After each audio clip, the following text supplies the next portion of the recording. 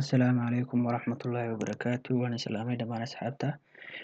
Casharkeena maanta wuxuu ku saabsan yahay sida aad ugu duubi lahayd firmware workstation ama virtual machine Windows 7 baynu ku duubaynaa. Markaad doonaysa inaad firmware workstation, casharkeena hore waxaa noogu joogtay sidaad usoo download lahayd. Waxaad ka helaysaa get into PC websitekaas ka helaysaa isagoo free ah. Marka waa ku install garanaysaa computerkaaga. Markaan ku install garayno waxaynu soo furaynaa virtual machine keeni aynu doonayno inaynu ku duubno Windows 7. create new baan odhanaynaa, halkaasiisaan u daynaynaa. dabadeed waxaynu la soo baxaynaa meesha uu kaaga yaalo computerkaaga. aniga halkaas igu yaala meesha computerkaaga kaaga yaalo ayaa soo qaadanaysaa. next ayaa odhanaysaa waxaa ka bedel next yes next. halkaa hard diskigaaga hadda adigu storage-ka intaa haysato anigu 30 GB baan ka dhiganayaa.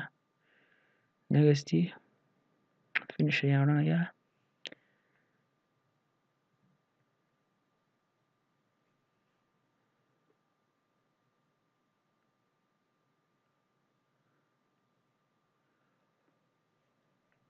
dabadeed creating disk buu kuu sameynayaa. 3 GB aad oratay. waynu sugaynaa asxaabta.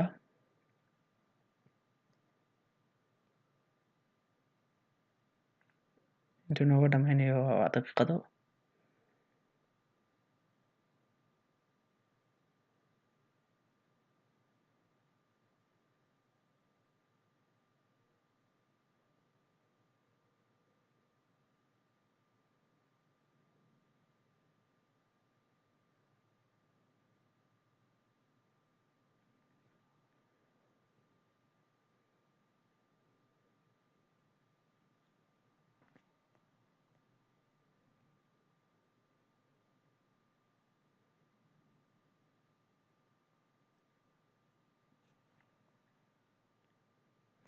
wax yar baa inoo hadhay asxaabta. waa soo gaabin karaa laakiinse ma rabo inaan soo gaabiyo. wax yar baa inoo hadhay.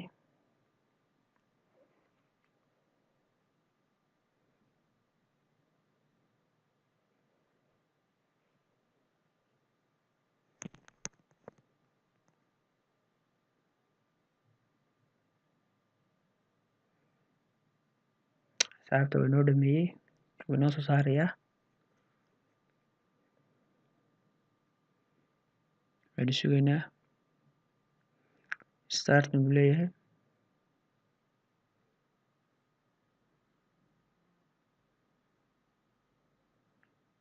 start Windows inoo bilaabanayaa asxaabta. waxaynu samayn karnaa waynu soo weynaysan karnaa. halkaas full screen baynu ka dhigan karnaa. waxaynu kaloo ku samayn karnaa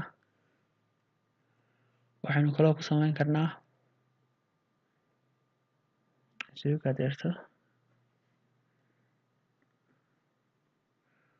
waxaynu ku samayn karnaa exclusive mode oo iska qarin karnaa. ka exclusive mode baynu ku dhufanaynaa si aan laga garanba.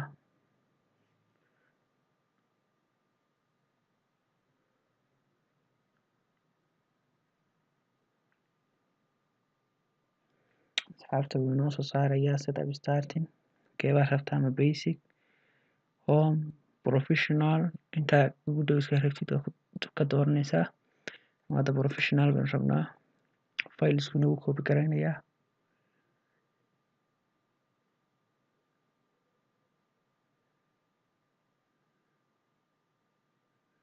expanding Windows fileska nagu copy garaynayaa. adigu ilaa muddo 10 daqiiqo meelahaas qaadanaysaa.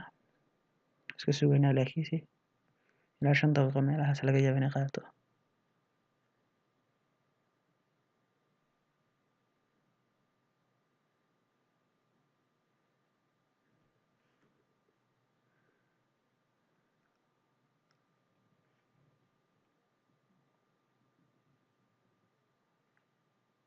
isu soo laabanaynaa inta ayuu ka dhammaynayo.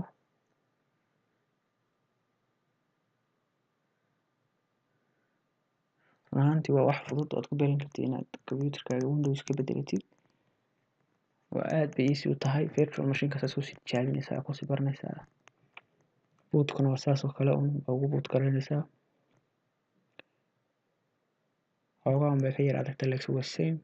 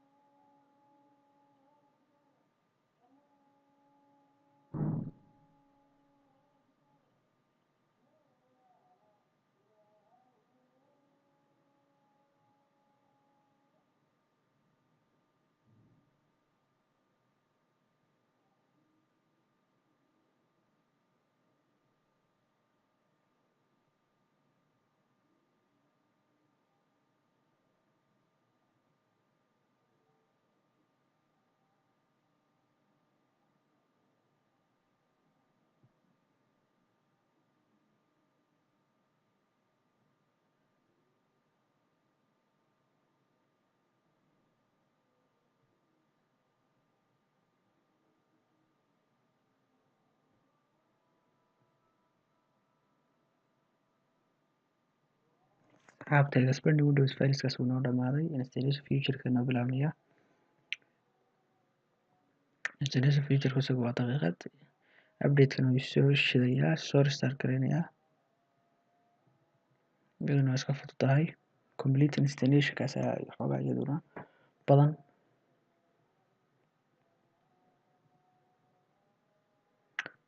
Wuu soo restart gareynayaa. Waxaa ugu badan completing installation iyo expanding-kaas waxaa uga waqti qaadanaya. Iska sugaynaa 1 second. Start wuu bilaabayaa.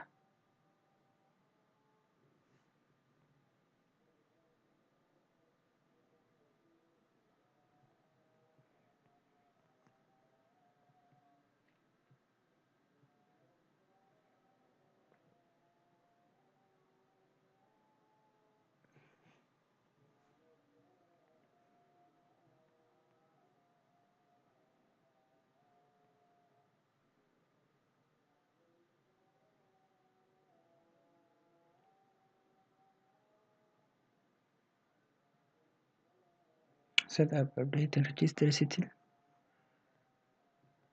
Completing-kii wuu noo bilaabayaa kii ugu dambeeyay.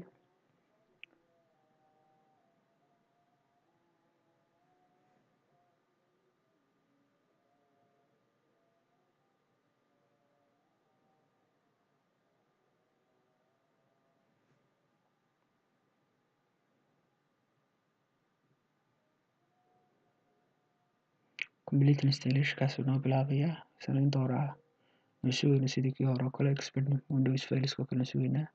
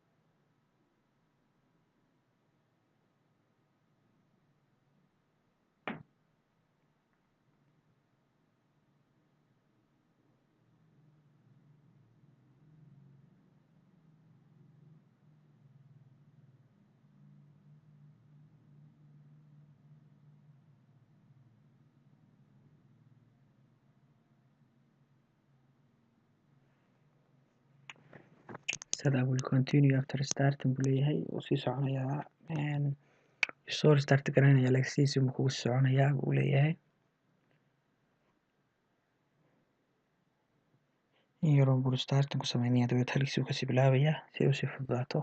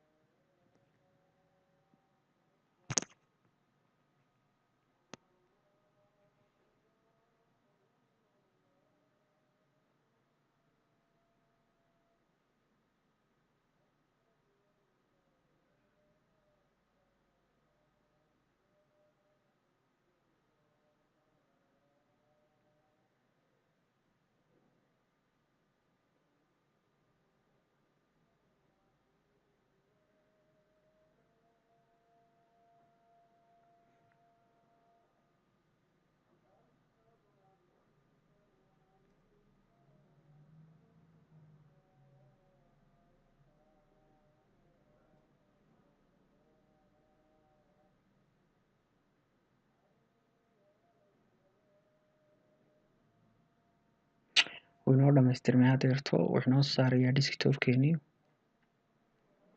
ama shaashadii Windows 7 professional ah. Windows 7 basic waa dooran kartaa, ultimate waa dooran kartaa, adigu intaas oo dhan ka kooban yahay isugu jira. adigu hadba kaa rabtay ayaa ku install garaysanaysaa waa adiga iyo dookhaaga. anada professionalkaasaan ku install gariyey anigu idinkan baan ku tusayaa.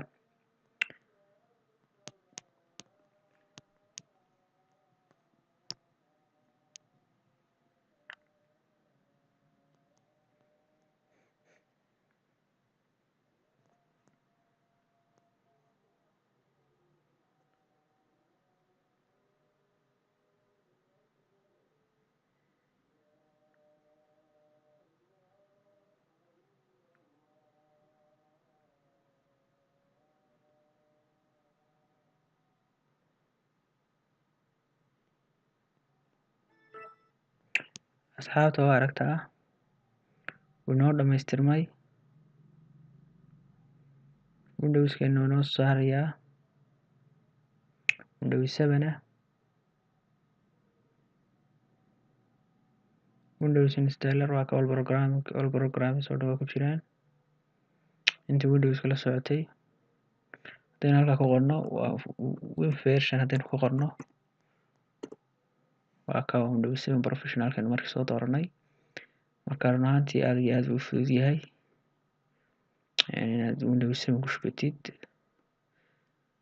adoo isticmaalaya virtual machine. haddaynu ka yara noqono oo aynu full screen-ka idinka qaado.